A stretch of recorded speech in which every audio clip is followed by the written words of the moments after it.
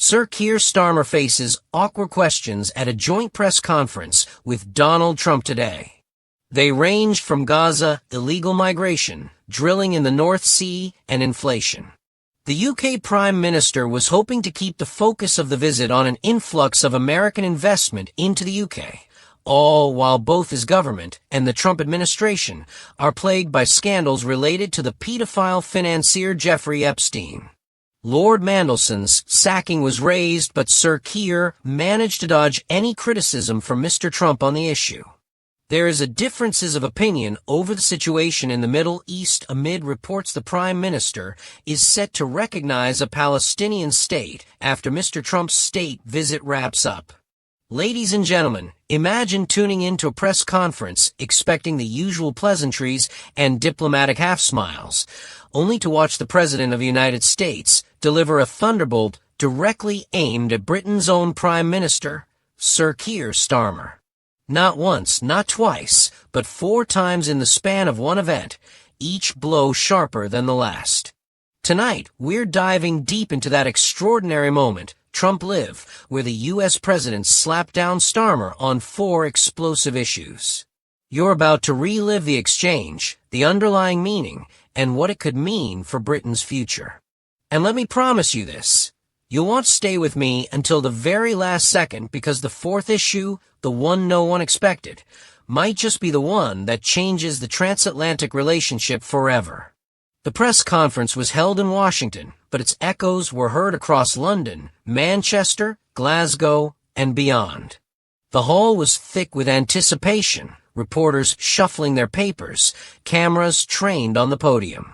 Trump strode in with his usual confidence, Starmer looking composed but perhaps less sure of the ground beneath his feet. For a British audience, particularly those of us who grew up with the steady tones of leaders like Harold Wilson, Margaret Thatcher, or John Major, watching this sort of blunt exchange feels almost cinematic. But this wasn't theater, this was reality, with real implications. Now, let's break down the 4 slaps, each one a carefully timed punchline in Trump's arsenal. The first issue? Trade. Britain, post-Brexit, has been hungry for trade deals that go beyond Europe. Starmer has promised renewed partnerships, but Trump wasted no time questioning Britain's negotiating power. With a flick of his hand and a smirk that's become his signature, Trump said, "Frankly, the UK isn't negotiating from a position of strength anymore. If they want to deal with the United States, they'll need to bring more to the table." You could almost hear the gasp ripple through the room. For decades, Britain prided itself on its influence, its soft power, and its ability to strike agreements. But Trump, in that moment, reminded everyone that in today's hard-nosed game of global economics, sentiment counts for little. Now, here's where it gets fascinating.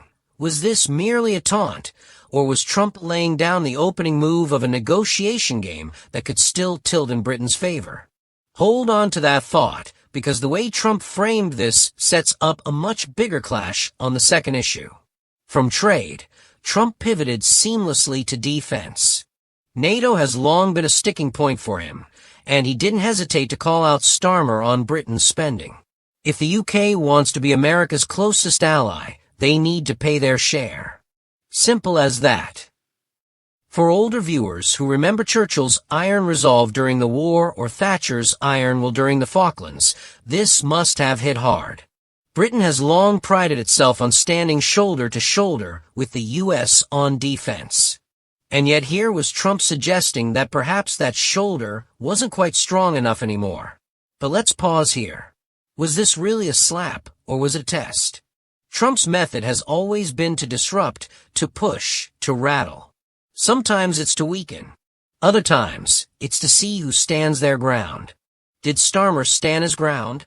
Reports suggest he responded with calm dignity, but the audience could sense the sting.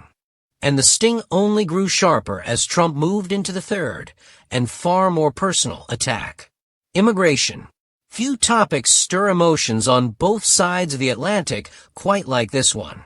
Trump, never shy of controversy, turned to Starmer and said, "Look, Britain is losing control of its borders. If you can't protect your people, How can you claim to lead them?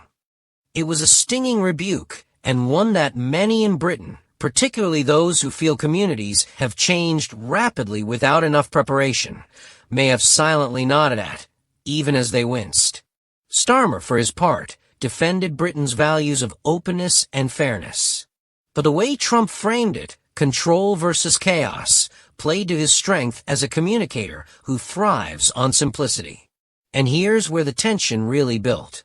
Because Trump wasn't just pointing out Starmer's policies. He was planting seeds of doubt in British minds, forcing us to ask, has Britain lost something vital in its effort to remain compassionate? But as sharp as this third slap was, it was the fourth and final point that truly took the audience's breath away. The special relationship.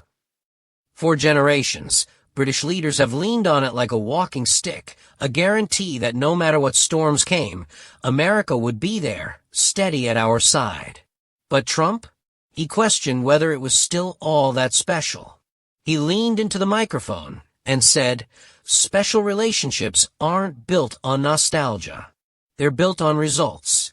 If Britain wants to be special to America, they need to prove it.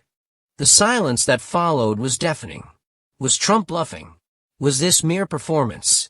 Or was he signaling a new chapter where Britain would have to earn every inch of closeness it once took for granted? For Starmer, it was perhaps the most difficult blow of all, not because of its harshness, but because of its truth. The world has changed. Britain's role has changed. And America under Trump isn't afraid to say so. So we've walked through 4 issues: trade, defense, immigration, and this special relationship. Each one building on the last, like steps in a staircase leading us somewhere we didn't expect. Notice how Trump crafted it. Start with economics, move to military strength, cut into social fabric, and end with identity itself. That's not random. It's storytelling. Whether you agree with him or not, the man knows how to control a narrative.